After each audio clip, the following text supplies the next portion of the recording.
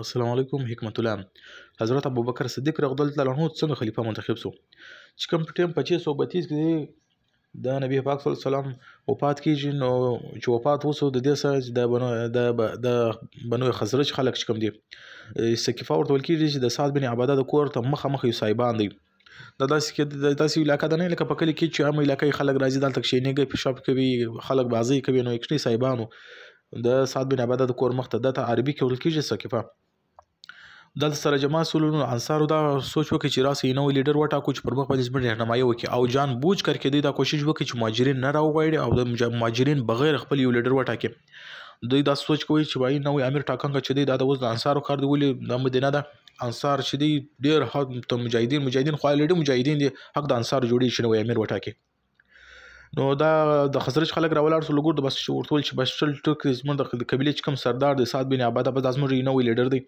پر مخ باندې بس مړ لیډوي دا چې کوم مسلمانان انصار دي یا ټوټل مسلمانان دي دا به لیډوي. چې کوم ټیم حضرت ابوبکر صدیق رضی الله عنه ته په داسې په باره کې خبر سونه دی لوړ حضرت عمر ته ویلي او حضرت عبیده بن جراح ول شبای ته راځي انصار سره راکړل سوي د خپل نوې امیر ټاکي. نو دی حضرت ابوبکر صدیق چې ورلراله ابوبکر صدیق چې سقیفه ته راورسېدی سعد عباده ته مخامخ سول او د بنو خزرج کوم خلک هغه ته مخامخ سول بایي چې دا کوم نوې لیډر امیر ټاکي. اول خوستي چې کوم خزرج د اوس په مابین کې ډېرې زیاتې بدینې په خواته رسېدي دي چې کوم چې مسلمانان چې کوم قریش د مکې او مدینې ته هجرت وکړي په هغه کې بیا د دوی په مابین کې امن او اتفاق د رسول الله لپاره نبی پاک صلی الله علیه وسلم ډېر زیات کوشش جدي وکړ او کردار یې پکې ادا کړ. ولتر ټول اول خدای د کچیرته امیر وټاکي پر دې باندې چې کوم بنو او د اوس خلک دی هغه بالکل ستاسو امیر نه مني. یو خبر دویم اپشن دا دی چې امیر وټاکي دا چې کوم قریش د مکې غوښتي دی هغه ستاسو امیر بالکل نه مني. نو ته داسې د ګرد عمر داسې یو سټپ ماخه چې په دې کې و اسلام و متحد کېدو ته او مسلمانان متحد کېدو ته او اسلام ته پر مخ تګ کې رکاوټونه ما جوړوي. نو په دې مابین کې چې دغه حباب ابن منذر ولاړ سلو دا د حضرت ابوبکر صدیق رضی الله عنه چې کوم تقریر د دوی درې خبرې ورته وکړې بیا د دې بعد حباب ابن منذر ولاړ سلو ورته ویل بای چلو ټیک دی ته زمر د خبره کوي کنه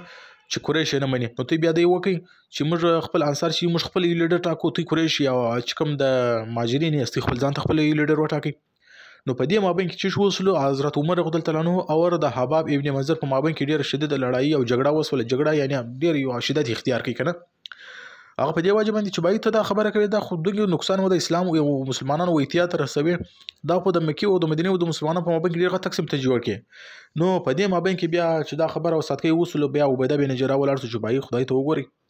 ته په اول شپو کې وانصار ته ویل چې په اول شپو کې د اسلام دومره زیات خدمت کړی دی چې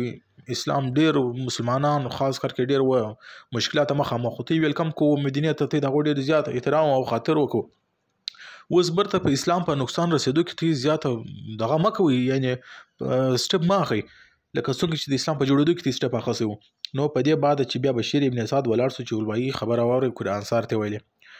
و انصار ته ویل وای مر چې کوم ټیم د قریشو یا د مسلمانانو چې کوم خدمت کړی د ازمر یو وجنه ولا په دې کې یو وجه د الله رضا او د نبی پاک صلی الله علیه وسلم رضا ولا خوشاله دغه عمر دغه په خاطر د اسلام خدمت کړی دی او د قریشو ویلکم کړی دی په مدینه کې. نو بس د دې حق چې د قریش جوړیږي انصار ته وای قرار کښنه دا کار چې دا حق چې د قریش جوړیږي بس د دې سبیا چې ولر انصار سوچ فکر وکړي پر دې باندې د چرسلو لر سره خاموش سوچ بای بس بشیر ابن اسد بالکل ټیک وای. نو په دې مابین کې بیا حضرت ابوبکر صدیق ولاړ سول چې وای دغه د ماسر عبیده بن جراح هم راغلی دي د ماسر حضرت عمر هم راغلی دي ستاسو چې خوښي کتی حضرت عمر رضی الله عنه یا حضرت عبیده بن جراح بیت کوي بس دغه د ناس تاسو بسم الله کوي د دې بیت وکي. نو چې دا انصار دا سوچ وکي چې یا بس حضرت ابوبکر رضی الله عنه په غټ کسان کې تر ټول اول سړی ولو چې اسلام قبول کړي او ډیر سخت پر ځان وړي دي او تر ټولو په صحابه تر ټولو بزرګ صحابه چې د حضرت ابوبکر صدیق رضی الله عنه دی. نو خلک را ولاړ سلو د چې بیت یې وکړي او د خپل امیر وټاکي بس دا چولو د انصاروم امیر سو د اوس او د خزرج چې کوم جګړه پر مخ راکله هغه ختمه سوله د قریش او د انصارو د مهاجرین په مابین کې کوم ګیپ راکلی یعنی هغه د دې شی سره حل سوله. نو په دې مابین کې دا خبره دلته ګردو انصار د حضرت ابوبکر صدیق رضی الله عنه بیت وکي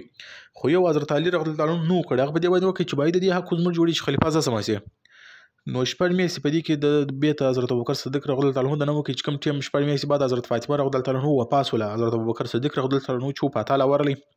په فاتحه کې د حضرت علي او د حضرت ابوبکر رضی الله عنه پر دې شی باندې به سره سوی بس په اخر کې حضرت علي حضرت ابوبکر صدیق رضی الله عنه امیر او خلیفہ تسلیم کړي نو دا غو ټوټل یو سټوري چې مال تاسو A to Z ته ویل امید لرم چې تاسو به سر په خلاص وي چې حضرت ابوبکر صدیق رضی الله عنه خلیفہ څنګه منتخب شو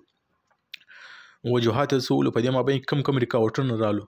نو امید لرم چې تاسو په پورا سر په خلاصوي کچیر بیا هم تاسو په ځین کې کوېسچن راځي تاسو په کمنټ سیکشن کې لیکئ چې کای تاسو بل غوښتنه هم په کمنټ سیکشن کې وکني په ډسکرپشن کې ایمیل ایډریس تاسو ماته ایمیل کولای شئ امید لرم چې تاسو به ټیم نه یې ځای سوي په علم کې به اضافه سوي مهرباني الله حافظ